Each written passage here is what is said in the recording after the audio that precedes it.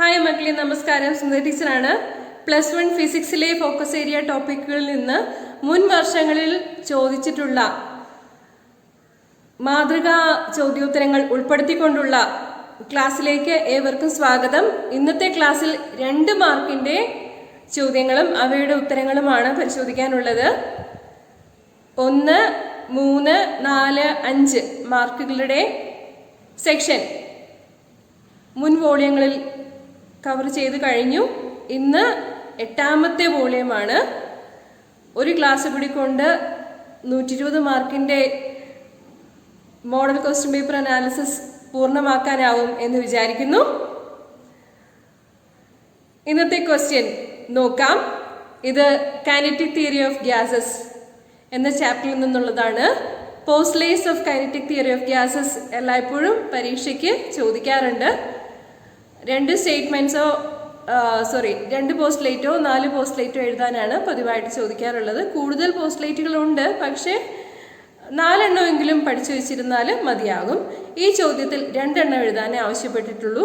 ചോദ്യത്തിൽ എന്താണോ പറഞ്ഞിരിക്കുന്നത് അതിനനുസരിച്ച് ഉത്തരം എഴുതുക. ഓക്കെ, അപ്പോൾ ചോദ്യം നോക്കാം. ആൻസർ ഇനി 7 questions from 11 to 23. 10ാമത്തെ ചോദ്യം വരെ 1 മാർക്കിന്റെ ആയിരുന്നു. 11 മുതൽ 23 വരെയുള്ളവ 2 മാർക്കിന്റെ ചോദ്യങ്ങളാണ്. അതിൽ നിന്നും 7 എണ്ണത്തിനാണ് ഉത്തരം എഴുതേണ്ടത്. പരമാവധി 14 മാർക്ക് ഈ സെക്ഷനിൽ നിന്ന് സ്കോർ ചെയ്യാനാവുന്ന രീതിയിലാണ് ഈ മോഡൽ ക്വസ്റ്റ്യൻ പേപ്പർ സെറ്റ് ചെയ്തിരിക്കുന്നത്. 11ാമത്തെ ചോദ്യം, write down any 2 postulates of kinetic theory of gases. 4 postulate എടുത്ത് തന്നിരിക്കുന്നു. ഏതെങ്കിലും 2 എണ്ണം പഠിച്ചെഴുതുക. എന്താണ് പോസ്റ്റ്ലേറ്റ്സ് എന്ന് ജസ്റ്റ് ഒന്ന് പറയാം. The molecules of a gas are in incessant random motion colliding against one another and with the walls of the container. Ideal gas മോളിക്യൂൾസിനെയാണ് പരിഗണിക്കുന്നത്. ആ ഗ്യാസ് ഒരു കണ്ടെയ്നറിൽ എടുത്തിരിക്കുകയാണെന്ന് വിചാരിക്കുക. അങ്ങനെയാണെങ്കിൽ ഗ്യാസ് മോളിക്യൂൾസ് ഇൻസെസന്റ് റാൻഡം മോഷനിലായിരിക്കും എന്നാണ് പറയുന്നത്. തുടർച്ചയായിട്ടുള്ള റാൻഡം മോഷൻ, തോന്നിയ ഡിറക്ഷനിൽ മൂവ് ചെയ്തുകൊണ്ടിരിക്കുകയായിരിക്കും എന്നാണ് പറയുന്നത്. അവ മൂവ്മെന്റിനിടെ പരസ്പരം കൊളൈഡ് ചെയ്യും. അതുപോലെ തന്നെ കണ്ടെയ്നിങ് വെസലിന്റെ ഭിത്തികളുമായിട്ടും കൊളൈഡ് ചെയ്യും. അതാണ് first statement. Second statement, all collisions between molecules among themselves or between the molecules and the walls are perfectly elastic. ഇപ്പോൾ ഫസ്റ്റ് സ്റ്റേറ്റ്മെന്റിൽ മോളിക്കുലർ കൊളീഷനുകളെ കുറിച്ച് പറഞ്ഞിരുന്നു. ഇനി അതിന്റെ പ്രത്യേകത എന്താണെന്നാണ് സെക്കൻഡ് സ്റ്റേറ്റ്മെന്റിൽ പറയുന്നത്. ഇങ്ങനെ കൊളൈഡ് ചെയ്യുമ്പോൾ ആ കൊളീഷനുകളുടെ സ്വഭാവം പെർഫെക്റ്റ്ലി ഇലാസ്റ്റിക് ആണ്. എന്താണ് ഇലാസ്റ്റിക് കൊളീഷൻസ് എന്ന് നമുക്കറിയാവുന്നതാണ്. Energy before collision equal to energy after collision, momentum before collision equal to momentum after collision. അങ്ങനെ എനർജിയും മൊമെന്റവും കൺസേർഡ് ആയിട്ടുള്ള കൊളീഷൻസ് ആണ് ഇലാസ്റ്റിക് കൊളീഷൻസ്. ഗ്യാസ് മോളിക്യൂൾസിന്റെ പരസ്പരമുള്ള കൊളീഷൻസും അതുപോലെ മോളിക്യൂൾസും ഭിത്തികളുമായിട്ടുള്ള കൊളീഷൻസും കണ്ടെയ്നിങ് വെസലിന്റെ ഭിത്തികളുമായിട്ടുള്ള കൊളീഷൻസും എല്ലാം എങ്ങനെയായിരിക്കും എന്ന് പറയുന്നത് പെർഫെക്റ്റ്ലി ഇലാസ്റ്റിക് ആയിരിക്കും. Third statement, gas molecules have negligible volume compared to the free space between them. അപ്പോൾ ഗ്യാസ് മോളിക്യൂൾസ് ലൂസ്ലി പാക്ഡ് ആണെന്ന് നമുക്കറിയാം. ഈ ഗ്യാസ് മോളിക്യൂൾസിന്റെ വോളിയം പരിഗണിക്കുമ്പോൾ അത് നിഗ്ലിജിബിൾ ആണ്, വളരെ കുറവാണ്. എപ്പോ compared to the free space between them, അതായത് കണ്ടെയ്നിങ് വെസലിലെ വോളിയമായിട്ട് കമ്പയർ ചെയ്യുമ്പോൾ ഗ്യാസ് മോളിക്യൂൾസിന്റെ വോളിയം വളരെ വളരെ കുറവാണ്. അതുപോലെ തന്നെ ബിറ്റ്വീൻ ടു മോളിക്യൂൾസ് പരിഗണിക്കുമ്പോൾ ഒരുപാട് ഫ്രീ സ്പേസ് ഉണ്ട്. അത്രയും ലൂസ്ലി പാക്ഡ് ആയിട്ടായിരിക്കും ഒരു കണ്ടെയ്നിങ് വെസലില് ഗ്യാസ് മോളിക്യൂൾസ് ഉണ്ടാവുക. That's about the third statement. Fourth statement, average kinetic energy of gas molecules is directly proportional to the absolute temperature of the gas. അപ്പോൾ gas മോളിക്യൂൾസിന്റെ kinetic energy എന്ന് പറയുന്നത് absolute temperature, അല്ലെങ്കിൽ kelvin ടെമ്പറേച്ചറിന് ആനുപാതികമായിട്ടായിരിക്കും ഉണ്ടാവുക. Gas മോളിക്യൂൾസിന് heat ചെയ്യുകയാണെന്ന് വിചാരിക്കുക, temperature കൊടുക്കുകയാണെന്ന് വിചാരിക്കുക. അപ്പൊ temperature കൂടുന്നതിനനുസരിച്ച് ഗ്യാസ് മോളിക്യൂൾസിന് കൈനറ്റിക് എനർജി കൂടും. അവ കൂടുതൽ റാൻഡം മോഷനിൽ മൂവ് ചെയ്യാൻ തുടങ്ങും. ഇതാണ് ഫോർത്ത് സ്റ്റേറ്റ്മെന്റ്. ഫോർത്ത് സ്റ്റേറ്റ്മെന്റ് വളരെ ഇമ്പോർട്ടൻ്റ് ആയിട്ടുള്ള ഒരുപാട് എന്താ പറയുക പ്രാക്ടിക്കൽ ആപ്ലിക്കേഷൻസ് ഉള്ള ഒരു സ്റ്റേറ്റ്മെന്റ് ആണ് ഫോർത്ത് സ്റ്റേറ്റ്മെന്റ്. ഇവിടെ നമ്മളോട് ഏതെങ്കിലും രണ്ടെണ്ണം എഴുതാനാണ് ആവശ്യപ്പെട്ടിരിക്കുന്നത്. രണ്ടെണ്ണം എഴുതാൻ പറഞ്ഞാൽ രണ്ടെണ്ണം എഴുതുക. അപ്പോൾ ഇത് പറഞ്ഞത് മനസ്സിലായിട്ടുണ്ടാവും എന്ന് വിചാരിക്കുന്നു. അടുത്ത ക്വസ്റ്റ്യനിലേക്ക് പോകാം. അടുത്ത ക്വസ്റ്റ്യൻ എന്ന് പറയുന്നത് ഒരു ട്രാവലിംഗ് വേവിൻ്റെ ഇക്വേഷൻ തന്നിട്ട് അതിൽ നിന്നും ആംപ്ലിറ്റ്യൂഡും വേവ് ലെങ്ത്തും ഒക്കെ കണ്ടുപിടിക്കാൻ പറയുന്നതാണ്. അത് എപ്പോഴും പരീക്ഷയ്ക്ക് ചോദിക്കാറുള്ളതാണ്. ഓക്കെ, അപ്പോൾ ഇനി 2 മാർക്കിന്റെ രണ്ടാമത്തെ ചോദ്യത്തിലേക്ക് കടക്കുന്നു. A transverse harmonic wave in a string is described as yxt equal to 3.0 sin 36t plus 0.018x plus pi by 4, where x and y are in centimeter and t is in seconds. A part, is this wave a traveling wave or a stationary wave? B part, what are the values of amplitude and wavelength?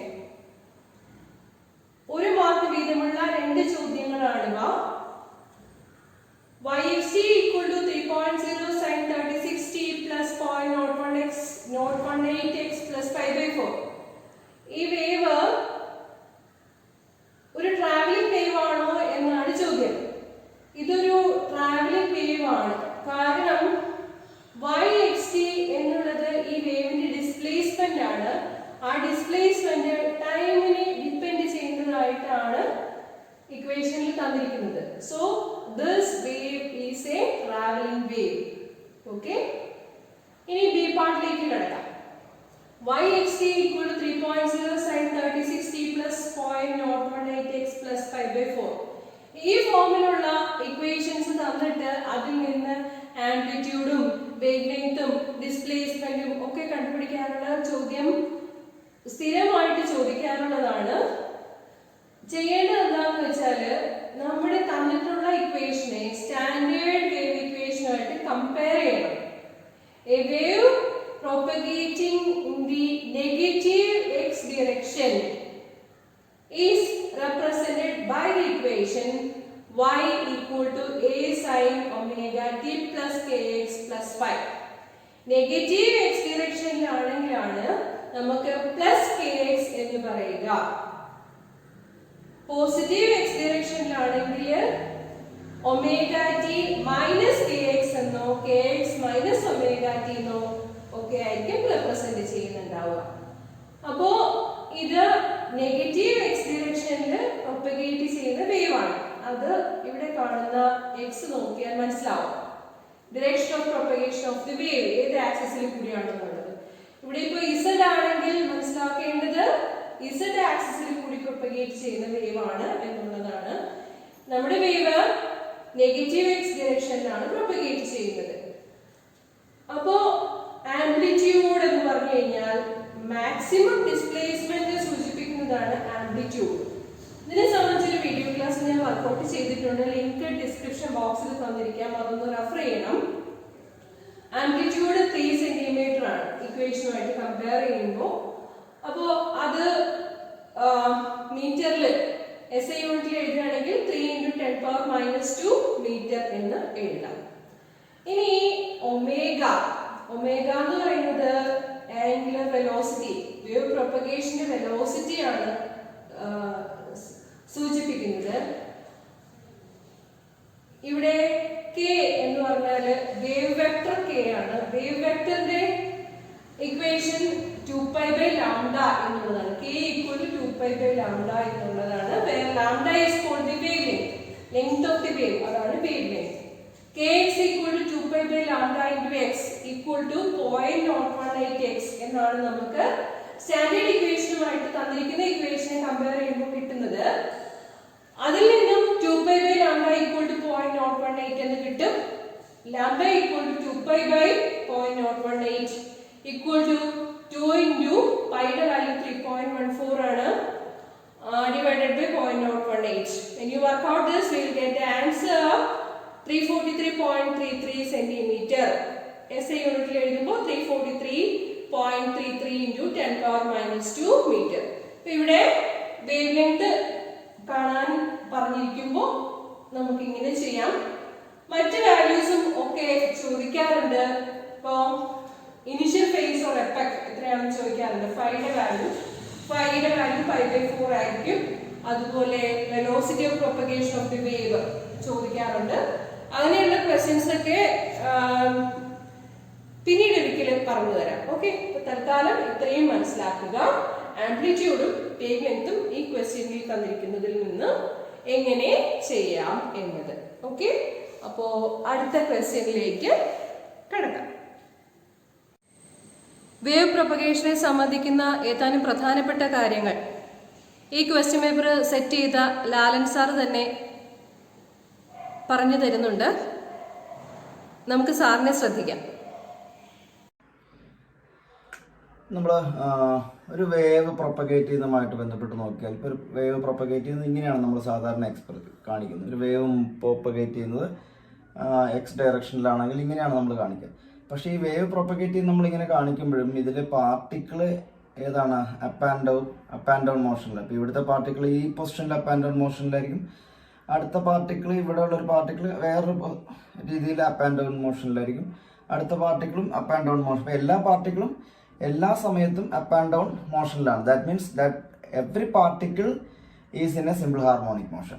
So if you take say this position, say x equal to 0, then that simple harmonic motion can be represented as y is equal to a sin omega t, right?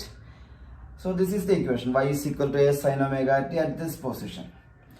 So when we consider, say, this point, the particle at this position, say x1 is the position, so the displacement can be written as yx1 എന്ന് നമുക്ക് വിളിക്കാം. yx1 is equal to ഈ പൊസിഷന്റെ പ്രത്യേകത ഇവിടുത്തെ particle vibrate ചെയ്യാൻ തുടങ്ങിയതിന് ശേഷമാണ് അതിൻ്റെ അടുത്ത നെക്സ്റ്റ് പാർട്ടിക്കിൾ വൈബ്രേറ്റ് ചെയ്യാൻ തുടങ്ങുന്നത്.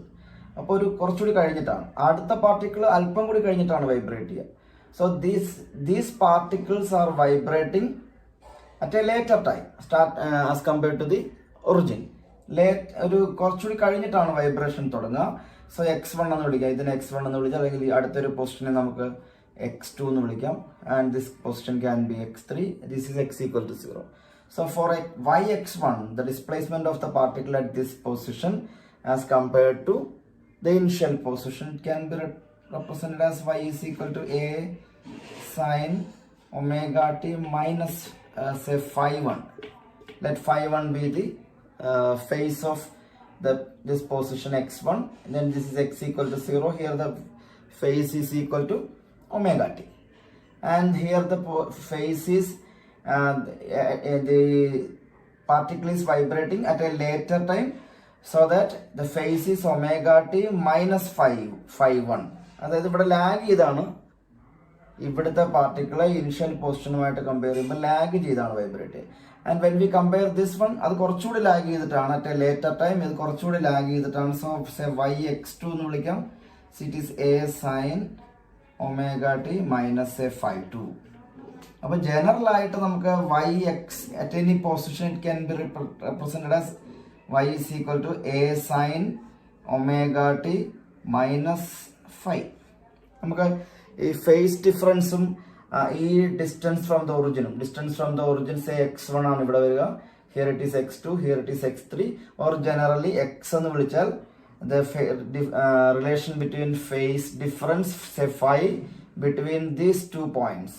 ഇവിടുത്തതും സ്റ്റാർട്ടിങ്ങുമായിട്ടുള്ള ഫേസ് ഡിഫറൻസ് എന്ന് പറയുന്നത് സേ phi ആണെങ്കിൽ it is equal to 2 pi by lambda into 2 pi by lambda into x for any.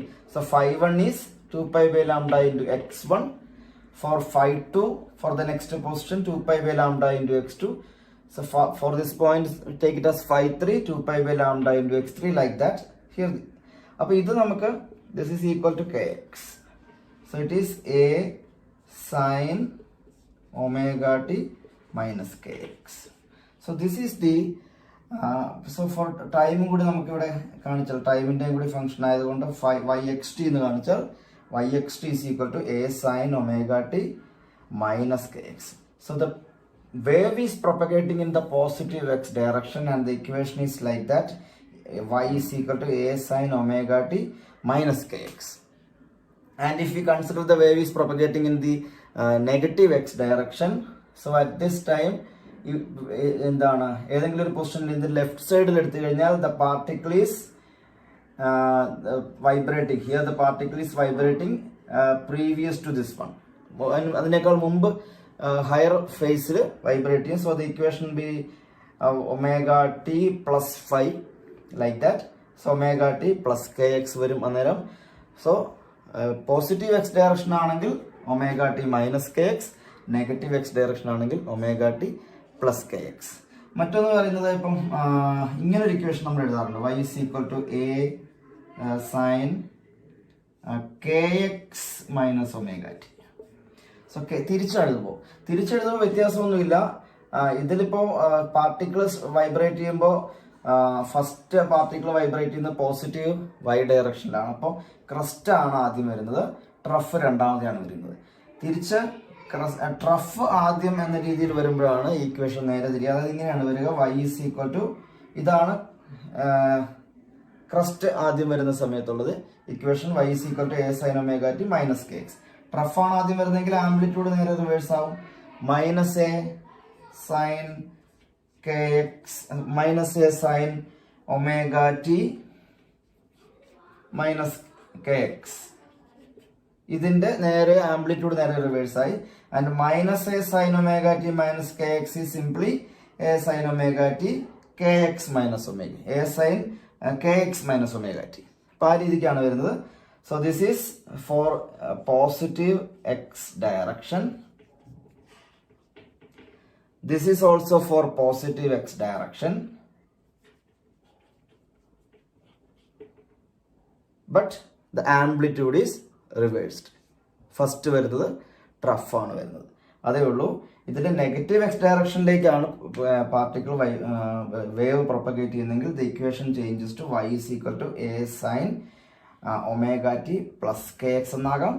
അത് ആദ്യം ക്രസ്റ്റ് ആണ് വരുന്നതെങ്കിൽ, ആദ്യം ട്രഫാണ് വരുന്നതെങ്കിൽ y is equal to a sin omega T a sin K X plus omega T എന്ന് വരും. അപ്പോൾ അത്രയേ ഉള്ളൂ വ്യത്യാസം. അതിലൊരു കൺഫ്യൂഷൻ എന്ന് പറയാനില്ല, പക്ഷെ അത് മനസ്സിലാക്കി എടുക്കണം എന്നുള്ളതേ ഉള്ളൂ. ഇവിടെ ഏത് പോയിന്റ് എടുക്കുമ്പോഴും അവിടുത്തെ പാർട്ടിക്കിൾ വൈബ്രേറ്റ് ചെയ്യുന്നത് ഒറിജിനുമായിട്ട് കമ്പയർ ചെയ്യുമ്പോൾ ഒരു ലേറ്റർ സ്റ്റേജിലാണ് അതിന്റെ വൈബ്രേഷൻ നടക്കുക. അപ്പോൾ ഫേസ് ലാഗ് ചെയ്യും, അതുകൊണ്ട് മൈനസ് കെ എക്സ് വരുന്നു. വേവ് പ്രൊപ്പഗേറ്റ് ചെയ്യുന്നത് positive X ഡയറക്ഷനിലുമാണ്.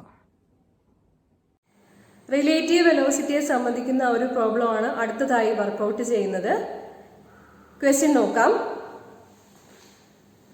Two parallel rail tracks run north-south. Train A moves north with a speed of 15 meter per second and train B moves south with a speed of 25 meter per second. What is the velocity of B with respect to A? ഒരു മാർക്കിന്റെ ചോദ്യമാണ്. What is the velocity of ground with respect to B? North south direction എന്ന് പറയുമ്പോൾ opposite ആണ്. എയുടെ direction കാണിച്ചിരിക്കുന്നു, ബിയുടെ direction അതിന് ഓപ്പോസിറ്റ് ആയിട്ട് കാണിച്ചിരിക്കുന്നു. വെലോസിറ്റി ഓഫ് എ എന്ന് പറയുന്നത് 15 മീറ്റർ പെർ സെക്കൻഡ് ആണ്. വെലോസിറ്റി ഓഫ് ബി എന്ന് പറയുന്നത് 25 മീറ്റർ പെർ സെക്കൻഡ് ആണ്. വെലോസിറ്റി ഓഫ് ബി ആണ് ഇവിടെ പോസിറ്റീവ് ആയിട്ട് എടുക്കുന്നത്. ഓക്കെ, ഇപ്പൊ വെലോസിറ്റി ഓഫ് ബി പോസിറ്റീവ് ആയിട്ട് കൂടുതലുള്ള വാല്യൂ കൺവീനിയൻസിന് വേണ്ടിയിട്ട് അങ്ങനെ എടുത്തുന്നേ ഉള്ളൂ. അപ്പോൾ പോസിറ്റീവ് ഡിറക്ഷൻ പോസിറ്റീവ് ആയിട്ട് 25 മീറ്റർ പെർ സെക്കൻഡ് എന്ന് എടുക്കുകയാണെങ്കിൽ വി എയുടെ വാല്യൂ എന്ന് പറയുന്നത് അതിന് ഓപ്പോസിറ്റ് ആയതുകൊണ്ട് V A is actually minus 15 metre per second. ഇതാണ് മനസ്സിലാക്കാനുള്ളത്. ഇനി relative velocity of B with respect to A എന്താണെന്ന് കാണാം. റിലേറ്റീവ് വെലോസിറ്റി കണ്ടുപിടിക്കാനുള്ള equation B B A equal to B B minus B A ആണ്. നമ്മൾ നേരത്തെ പറഞ്ഞു കഴിഞ്ഞു, B A is negative, VB is positive. So equation എഴുതുമ്പോൾ VB minus VA യുടെ വാല്യൂ കൊടുക്കുമ്പോൾ minus VA എന്ന് വേണം കൊടുക്കാൻ. So VB minus of minus VA equal to VB plus VA, that is 25 plus 15 equal to plus 40 meter per second. ഇത് എന്താണ് ഈ പറഞ്ഞിരിക്കുന്നതിന്റെ അർത്ഥം? രണ്ട് പാരലൽ ട്രാക്സിൽ ഒന്ന് തെക്കോട്ടും ഒന്ന് വടക്കോട്ടും പോയിക്കൊണ്ടിരിക്കുകയാണ്. അങ്ങനെയാണെങ്കിൽ സ്പീഡ് കൂടിയ ട്രെയിനിൽ നിന്ന് സ്പീഡ് കുറഞ്ഞ ട്രെയിനിലേക്ക് നോക്കുന്ന ഒരാൾക്ക് തോന്നുന്ന വെലോസിറ്റി, ആ രണ്ടിന്റെയും കൂടി വെലോസിറ്റി ആഡപ്പ് ചെയ്ത് വരുന്ന വാല്യൂ ആയിരിക്കും. അതാണ് 14 മീറ്റർ പെർ സെക്കൻഡ് എന്നുള്ളത്. ക്ലിയർ ആണല്ലോ അല്ലെ? B part. What is the velocity of ground with respect to B? അപ്പോ റിലേറ്റീവ് വെലോസിറ്റിയുടെ ഇക്വേഷൻ എഴുതുക. VGB എന്ന് പറഞ്ഞാൽ velocity of ground with respect to B. Velocity of ground is taken as 0. And VB നമ്മൾ പറഞ്ഞു, VB is here taken as positive. So ആ minus അവിടെ ഉള്ളതാണ് VG minus VB യില്. So 0 minus 25 equal to minus 25 meter per second. Okay? Relative വെലോസിറ്റിയെ സംബന്ധിച്ച് പറഞ്ഞു തന്ന പ്രോബ്ലം മനസ്സിലായിട്ടുണ്ടാവും എന്ന് വിചാരിക്കുന്നു. കൂടുതൽ ക്വസ്റ്റ്യൻസ് ഫോക്കസ് ഏരിയ ടോപ്പിക്സിൽ നിന്നുള്ള പ്രോബ്ലംസ് വർക്കൗട്ട് ചെയ്യുന്ന സമയത്ത് അധികം താമസിയാതെ തന്നെ പറഞ്ഞു തരാം. ഓക്കെ? ഹായ് മക്കളെ, 2 മാർക്കിന്റെ ഒരു ചോദ്യം കൂടി ഇന്നത്തെ ക്ലാസ്സിൽ പറഞ്ഞു തരാം. ഇത് ഗ്രാവിറ്റേഷൻ എന്ന 8ാം അധ്യായത്തിൽ നിന്നുള്ളതാണ്. ആകെ 3 ഫോക്കസ് ഏരിയ ടോപ്പിക്കുകളാണ് ഗ്രാവിറ്റേഷൻ എന്നുള്ളതെങ്കിലും 7 മാർക്കിന്റെ ചോദ്യങ്ങൾ 60-ൽ ഗ്രാവിറ്റേഷൻ എന്ന ഒറ്റ പാഠത്തിൽ നിന്ന് മാത്രം കിട്ടുന്നതാണ്. അതായത് 120-ല് 14 മാർക്കിന്റെ ചോദ്യങ്ങൾ ഉണ്ടാവും. 3 ഫോക്കസ് ഏരിയ ടോപ്പിക്കുകളും അത്രയും ഇമ്പോർട്ടൻ്റ് ആണ്. നന്നായിട്ട് പഠിക്കണം. ഫോക്കസ് ഏരിയ ടോപ്പിക്കുകൾ മാത്രം ഉൾക്കൊള്ളിച്ചുകൊണ്ട് ഒരു വീഡിയോ ക്ലാസ് ചെയ്തിട്ടുണ്ട്. അതിൻ്റെ ലിങ്ക് ഡിസ്ക്രിപ്ഷൻ ബോക്സിൽ കൊടുത്തിരിക്കാം. കാണണം. വളരെ ഇമ്പോർട്ടൻ്റ് ആണ്, പഠിക്കണം. ക്വസ്റ്റ്യൻ നോക്കിക്കോളൂ. Acceleration due to gravity changes with altitude and depth from the surface. Variation of acceleration due to gravity with height and depth. 2 പ്രധാനപ്പെട്ട ഡെറിവേഷനുകളാണ്. അതിന്റെ എക്സ്പ്രഷൻസ് ഡിറൈവ് ചെയ്യാൻ പരീക്ഷയിൽ ചോദിക്കാറുണ്ട്. വിത്ത് height, the variation of acceleration due to gravity is g dash equal to g into 1 minus 2h by r. Okay? Then with depth, the variation of acceleration due to gravity is g dash is equal to g into 1 minus d by r. Okay? So ആ expressions രണ്ടും പഠിക്കണം. പിന്നെ ഉള്ളത് എന്താന്ന് വെച്ചാൽ ഒരു graph ചോദിക്കാറുണ്ട്. Draw the variation of acceleration due to gravity with distance from the centre of the earth. അതാണ് ബി പാർട്ടിൽ കാണിച്ചിരിക്കുന്നത്. ഗ്രാഫ് വരച്ച് എക്സ്പ്ലെയിൻ ചെയ്തു തരാം ഇപ്പൊ പറഞ്ഞ വാല്യൂസ് വെച്ചിട്ട്. പിന്നെ എ പാർട്ടിൽ ചോദിച്ചിരിക്കുന്നത് write down the equations for the variation of acceleration due to gravity at a height and depth in terms of the mass of the earth. In terms of the mass of the earth expressions എങ്ങനെ എഴുതാം എന്നുള്ളത് നമുക്ക് കാണാം. Okay? Expression for the acceleration due to gravity at a height or altitude h in terms of the mass of the earth me. എക്സ്പ്രഷൻ ഇതാണ്. GH equal to GME divided by RE plus H the whole square. ME എന്ന് പറയുന്നതാണ് mass of the earth, RE എന്നുള്ളതാണ് radius of the earth. Okay? Equation 8.15 video ക്ലാസ്സിൽ workout ചെയ്തിട്ടുണ്ട്. അതായത് GH equal to G into 1 minus 2H by RE. അതില് radius of the earth ആണ് വരുന്നത്. ഇപ്പൊ നമ്മളോട് ചോദിച്ചിരിക്കുന്നത് GH equal to GME divided by RE plus H the whole square എന്നുള്ള എക്സ്പ്രഷൻ എഴുതാനാണ്. ആക്സിലറേഷൻ ഡ്യൂ ടു ഗ്രാവിറ്റിയുടെ expression GM by R square ആണല്ലോ.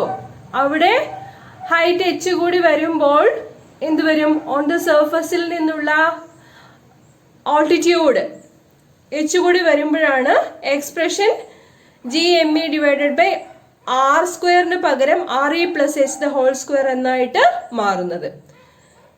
8.15 ആ ഇക്വേഷന്റെ ഡെറിവേഷൻ വളരെ ഇമ്പോർട്ടൻ്റ് ആണ്, തീർച്ചയായിട്ടും പഠിച്ചിരിക്കണം. ലിങ്ക് ഡിസ്ക്രിപ്ഷൻ ബോക്സിൽ കൊടുത്തിരിക്കാം. അടുത്തത് expression for the acceleration due to gravity at a depth D in terms of the mass of the earth ME. എക്സ്പ്രഷൻ ഇതാണ്: GD equal to GME divided by RE cube into RE minus D. Okay, നമ്മൾ work out ചെയ്തിട്ടുള്ള expression G dash equal to അല്ലെങ്കിൽ G1 equal to G into 1 minus D by RE എന്നതാണ് general expression. പക്ഷേ in terms of the mass of the earth expression എഴുതാനാണ് ചോദിച്ചിരിക്കുന്നത്. അപ്പോൾ mark ചെയ്തിരിക്കുന്ന equation തന്നെ എഴുതേണ്ടതാണ്. GD equal to GME divided by RE cube into RE minus D. Okay, ടേംസിനൊക്കെ നേരത്തെ പറഞ്ഞ മീനിങ് തന്നെയാണ് ഉള്ളത്. ME mass of the earth, RE radius of the earth, പിന്നെ D എന്ന് പറയുന്നത് depth below the surface of the earth. Okay, ഇതാണ് ഗ്രാഫിന്റെ ഉത്തരം. ബി പാർട്ടില് variation of the gravitational acceleration due to the earth with distance from the centre of the earth.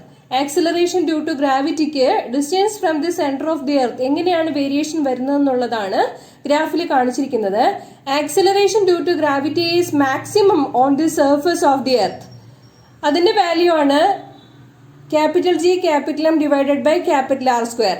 Capital G gravitational constant ആണ്, capital M mass of the earth ആണ്, capital R radius of the earth ആണ്. Below the surface of the earth acceleration due to gravity decreases. At the center the acceleration due to gravity is 0. അതാണ് നമ്മുടെ zero graph, straight line graph കാണിച്ചിരിക്കുന്ന ഭാഗമില്ലേ, അത് centre of the എർത്തിലാണ് acceleration due to gravity 0 ആകുക. Below the surface the acceleration due to gravity varies as G dash or G1 equal to G into 1 minus D by R. ഡെപ്തില് acceleration due to gravity 1 minus D by R കണ്ട് കുറയുകയാണ് ചെയ്യുക. Okay, ഇനി above the surface, അതായത് at an altitude h the acceleration due to gravity varies as G1 equal to G into 1 minus 2h by R. Okay, അപ്പോൾ ആ ഭാഗത്തെ acceleration due to gravity കുറയുന്നതാണ് കർവായിട്ട് കാണിച്ചിരിക്കുന്നത്. എല്ലാവർക്കും മനസ്സിലായിട്ടുണ്ടാവും എന്ന് വിചാരിക്കുന്നു. ഈ ഗ്രാഫ് വളരെ ഇമ്പോർട്ടൻ്റ് ആണ്. ഗ്രാഫിന്റെ ഷേപ്പ് കാണിക്കുക. R എന്തായാലും കാണിക്കണം. 2R 3R 4R ആ വാല്യൂസ് കാണിച്ചില്ലെങ്കിലും കുഴപ്പമില്ല. എക്സ് ആക്സിസിൽ distance from the centre of the earth എടുക്കണം. വൈ ആക്സിസിൽ acceleration due to gravity small g ആണ് എടുക്കേണ്ടത്. ഓക്കെ, ഇന്നത്തെ ക്ലാസ്സിൽ പറഞ്ഞു തന്ന 2 മാർക്കിന്റെ ചോദ്യോത്തരങ്ങൾ എല്ലാവർക്കും മനസ്സിലായിട്ടുണ്ടാവും എന്ന് വിചാരിക്കുന്നു. അടുത്ത ക്ലാസ് കൊണ്ട് 2 മാർക്സിന്റെ സെക്ഷൻ വൈൻഡപ്പ് ചെയ്യാൻ സാധിക്കും എന്നാണ് പ്രതീക്ഷിക്കുന്നത്. അടുത്ത ക്ലാസ്സിൽ വീണ്ടും കാണാം. നന്നായി പഠിക്കണം. എല്ലാവർക്കും ഓൾ ദി ബെസ്റ്റ്. നന്ദി, നമസ്കാരം.